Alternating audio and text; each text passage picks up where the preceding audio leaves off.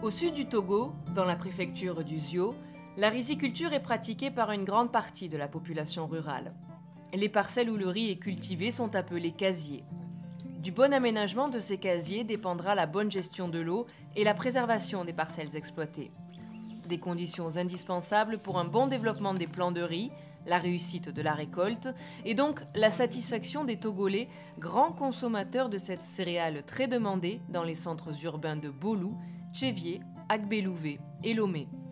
GRAF, Élevage et Solidarité pour les familles du Togo et Élevage sans frontières ont accompagné des riziculteurs dans le perfectionnement de l'aménagement de leurs casiers selon le système de riziculture intensive Élevage Plus, dit SRI-E+. Nos cultures ont besoin de l'eau par moment. Donc si nous ne faisons pas l'aménagement qui consiste à délimiter des parcelles sous forme de casierage, les cultures n'auront pas accès à l'eau. Donc c'est juste l'aménagement permet d'avoir des drains et d'obtenir des casiers et faire irriguer le champ au moment opportun. On a deux types d'aménagement. Il y a la maîtrise totale où l'eau est disponible en tout temps. Bon, le cas d'espèce que nous faisons, c'est la maîtrise partielle, dont nous obtenons généralement les eaux de ruissellement et ces eaux-là sont canalisées pour éviter une perte, pour pouvoir les utiliser dans les casiers. Pour pouvoir réaliser les travaux d'aménagement, il y a d'abord l'étape primordiale que nous appelons l'identification des sites. Donc il faut arriver à identifier les vrais sites de bas-fond et ça facilite les travaux. Généralement, nous allons sur le site avec une équipe pluridisciplinaire. Il y a le GR, c'est-à-dire le technicien génie rural, le sociologue et l'agronome. Donc le GR, lui, s'occupe de l'aspect biophysique du site, à voir les pentes, d'une façon globale, la superficie. L'agro, lui, s'occupe de les espèces ou bien les cultures qui sont déjà installées sur la parcelle. Il y a aussi le côté socio-économique où on voit l'aspect foncier. Le terrain appartient à qui? Et les exploitants, est-ce que c'est des autochtones ou bien c'est des allochtones?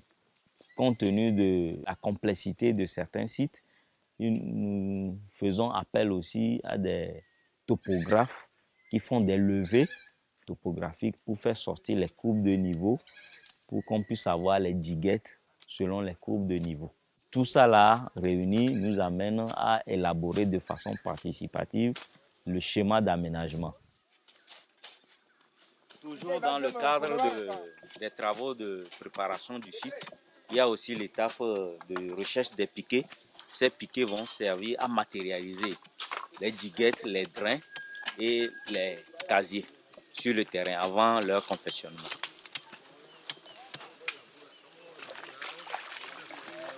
Nous sommes en train de piqueter le drain qui vont servir à faire passer l'eau dans les casiers. Donc ça constitue notre drain principal. Donc les éléments sont en train de faire le piquetage tout au long du drain.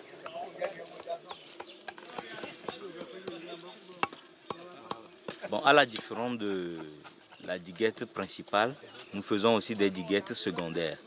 Les diguettes principales jouent le rôle de protection de notre parcelle contre les eaux de ruissellement. Et les diguettes secondaires constituent les séparations entre les parcelles pour faire le casierage. Maintenant, après la confection des diguettes, nous passons maintenant au casierage. Donc, on fait le casierage et le planage. En fait, il y a cet aspect-là que beaucoup négligent, mais on insiste beaucoup là-dessus parce que sans le planage, c'est comme le travail n'est pas toujours achevé. Parce que dans un casier, il peut y avoir des endroits où la pente dirige l'eau vers un seul endroit. Donc, on amène l'eau, mais c'est comme si on est toujours dans l'ancien système. C'est comme on n'est pas sur une parcelle aménagée. Donc, c'est le planage là maintenant qui révèle la qualité de l'aménagement. Ça, miame teƒe yo ke mie dena mɔnu bleɖoa, wonye teƒe ɖe yo ke ne wɔkpo kple evewo, womenyo eye ne mi exɔ tsi tsãtɔa, etsi meyina teƒe aɖe o. Awɔ bena nukɔ mete nyo na o. Aka nenema teƒeawo le tse nye ma. Teƒeawo mesɔ. On vient de terminer le planage de 2 casiers. Maintenant, nous allons passer à l'étape de la mise en eau, qui consiste à faire amener l'eau dans les casiers pour voir si nous avons réussi notre planage.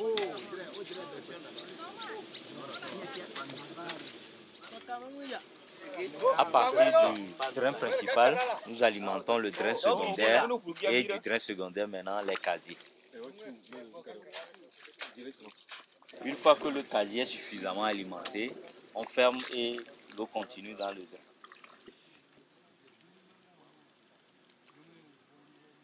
Généralement, après les travaux, nous attendons la toute première pluie pour voir le comportement des ouvrages. Donc ici, nous appelons les ouvrages les drains, les diguettes et quelques petits ouvrages en maçonnerie. Ça dépend du site qui permet de régulariser le niveau de l'eau. Il arrive des moments où carrément on voit qu'on s'est trompé par endroit. Il y a des endroits où on n'avait pas prévu des drains alors qu'il le faut. Donc rapidement, nous corrigeons ça. Et après cette petite correction, à la fin même des campagnes, c'est-à-dire avant de recommencer une nouvelle campagne agricole, nous essayons de corriger, de remettre en place ces ouvrages-là. Na eyo kene le miotɔ miamagblɔ miedena tsa kple dzadzraɖo yi ke wova dzra miaƒe anyigba woɖo na mia. Ewɔ be fifia toa edɔ mia dzi. Ewɔ be nuku mɔluku kewo miedodom fifia la edɔ mia dzi eye miexana nu zã. Ekpe ɖe mia ŋuti be ale mieɖuna ya ne etsi tsã migaɖuna ya ne etsi nenem o. Eye nuku yiwo ke miedona na be nukuwo kpɔna tsi le ɖoɖo nyuitɔ me. Avec ces travaux d'aménagement, on a augmenté l'humidité. C'est-à-dire que d'année en année, l'humidité s'installe. Quand vous avez une parcelle aménagée, au fur et à mesure que l'eau séjourne dans les casiers, on augmente le pouvoir d'infiltration du sol. C'est-à-dire l'eau s'infiltre suffisamment, contrairement à si on laisse l'eau s'écouler naturellement. Donc, plus on aménage, plus l'infiltration augmente. Il arrive que des moments où on constate qu'on n'a pas l'eau dans les champs, mais quand même, il y a assez d'humidité dans le sol pour que les cultures ne souffrent pas.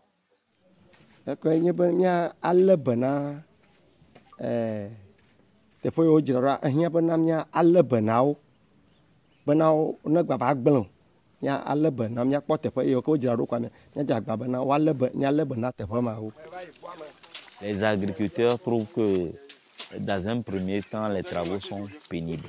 Parce que tout ce que nous faisons, ça se fait à la main. Donc, ils trouvent que vraiment c'est pénible.